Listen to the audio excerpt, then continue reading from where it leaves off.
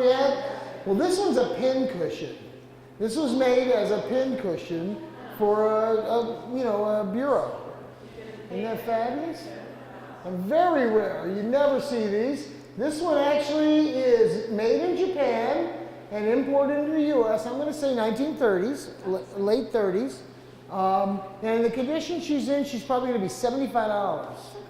Okay. And then you brought a pair of glasses. Those were just found. What do you mean found? Found in the rafters.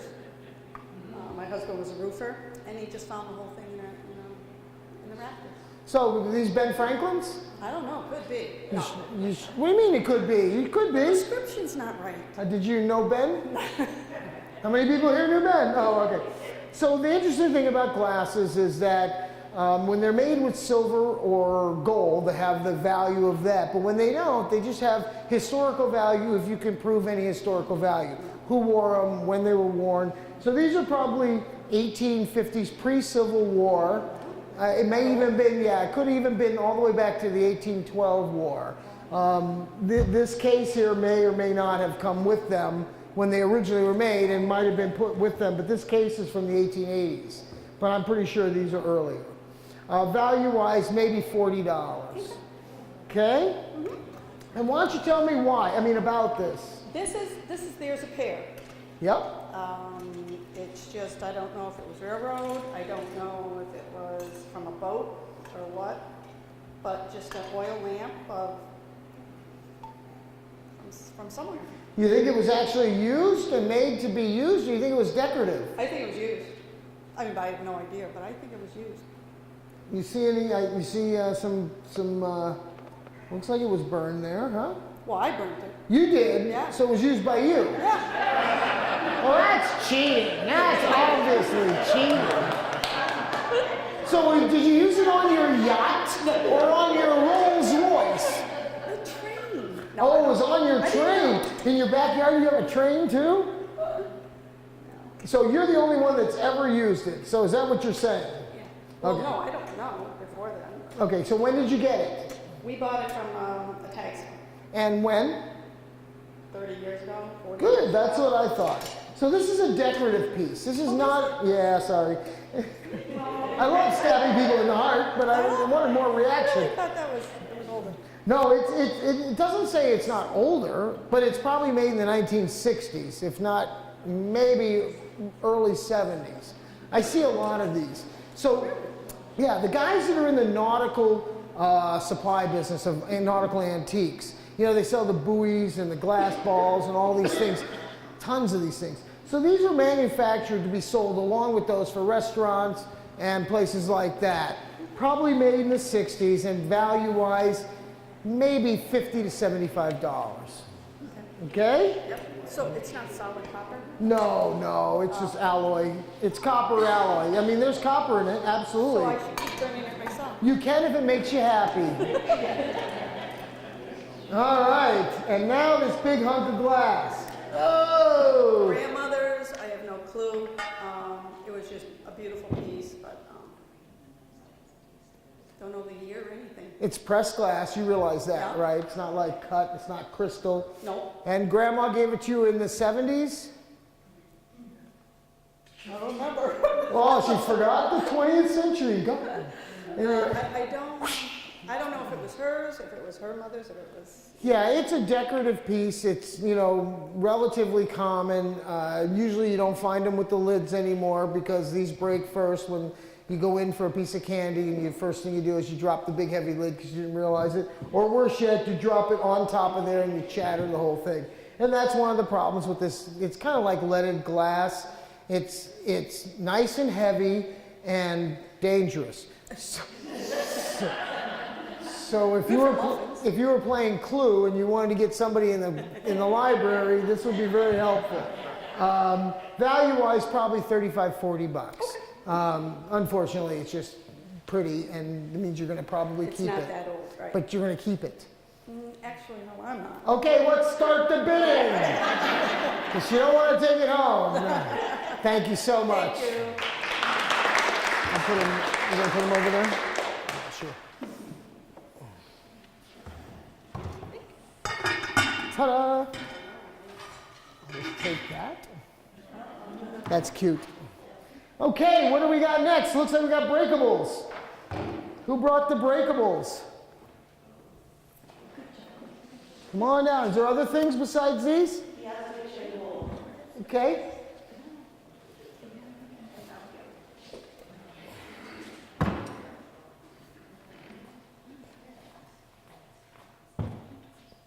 Stay. Good boy. See? Isn't that funny? It's the same company. Wait. I thought it was. Wait. Wait. And what's your name, young lady? Maureen. Aloha. And aloha back. So you said, where'd you get these? This was my grandparents. Yeah. And it's the same company. How about that? Same mark, everything. How about that? And it's just decorative, but this is decals. These are all decals that are applied on here. None of this is hand painted. It's ironstone. It's, you know, the heavy low end of this. It's chipped and has some issues. So realistically, the value on this set's probably $75. Okay? And where'd you get these glass? Those were also my grandmother's. There's a little bit of a tag left on that from the store that it was sold from. Frank Cousins Beehive. Right. That's the name of the store, huh? And the store was in Salem, Massachusetts. It no longer exists or anything. I can imagine. This is The picture is actually from 1891 photo of Frank Cousins Beehive. So, you think these are made in the 1890s? I don't think they're that old, but I think they're old. Yeah. So, anybody have any guesses on this? You think this is a vase or a vase? Wow, you guys just follow whatever they say? Okay. Now, if you got a chance to look at the way the glass was produced, you can see all this metallic-looking pieces. And if you look inside, it's got a white glass in center, and it has a pattern outside. That's very difficult to do in the glass business. This is not something that's easy to do. I'm going to say they're probably from the 1930s, and that they're emulating a style that was just catching on but didn't catch on. It's kind of like a modernist movement of that time period. And after the war, it became everything. It became the mid-century modern that everybody talks about. But this is modernist. It's that, you know, futuristic stuff. And I'm going to say just, you know, and again, I'm not an expert in this exactly, but I would say this pair is going to be $600 to $700 retail. So for insurance, I would say around $1,200, $600 a piece. No, That's a vase. we got a vase. We got a vase.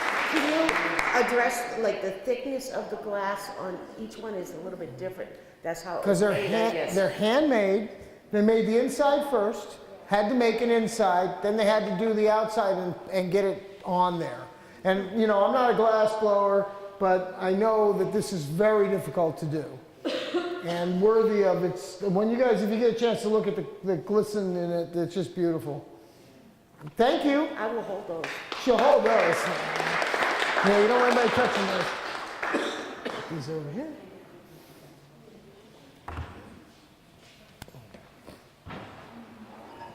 Thank you. Okay, who brought a race car? Any of these other things yours also?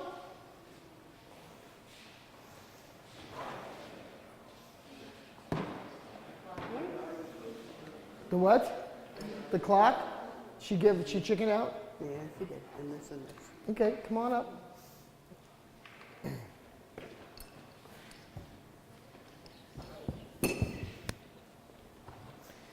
And what's your name? Linda. You have to talk up. They love you. This is your fan club, right? Thank you, thank you. Why don't you tell me where you got this? I found it in the corner in the attic after my mother passed away. And why did you bring it? Because I just never saw it before, so we... Do you like it? No.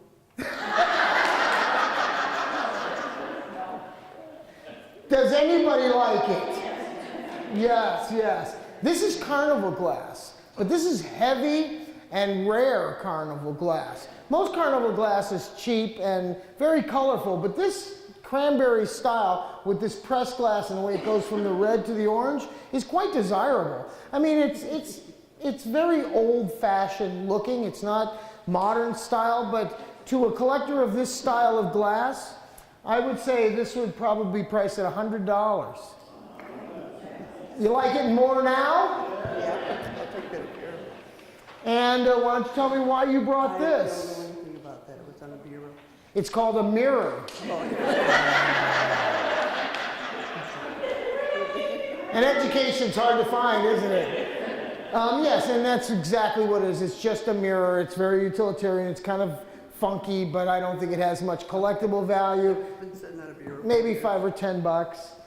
And why don't you tell me about It was my mother-in-law's, and she gave it to me, and I got stuck with it.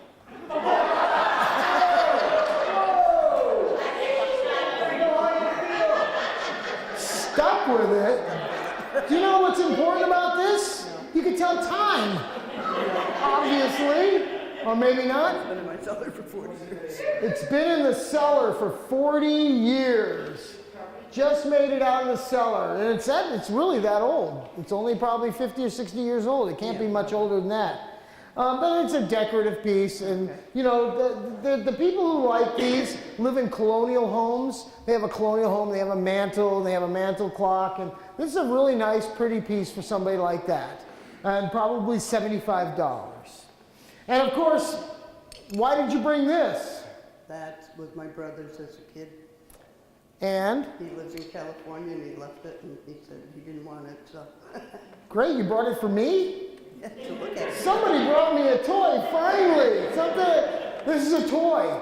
This is an Indianapolis Motor Speedway Wilbur Shaw car. Do you know what that means? No. Oh. Well, in the 1930s, he was like, I think he won 3 Indies. This was his car, toy of his car. It's made of pressed aluminum, okay? It's very fragile material and It really took a beating. exactly. So you usually don't see them even complete. Usually they're broken. Usually the tires are ripped off or gone. And it's really rare. I would say to the right guy who collects Indy cars, and there are a zillion of them, most of them are millionaires. Go figure, right? Anybody who collects Indy cars is a millionaire. You have to be, you know, just to have one. I would say that would sell at a toy show for about $150. And we can play with it later. Thank you so much.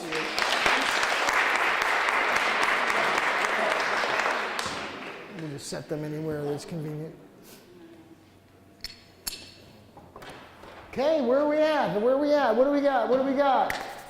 All right, let's do plates. Who's plates? Come on up, let's play with plates.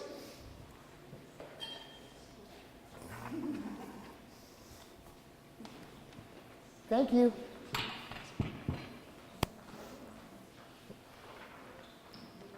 Oh, you have more stuff over there too? Oh, yes. Come on up, let's play with plates. You can set. Come on over here.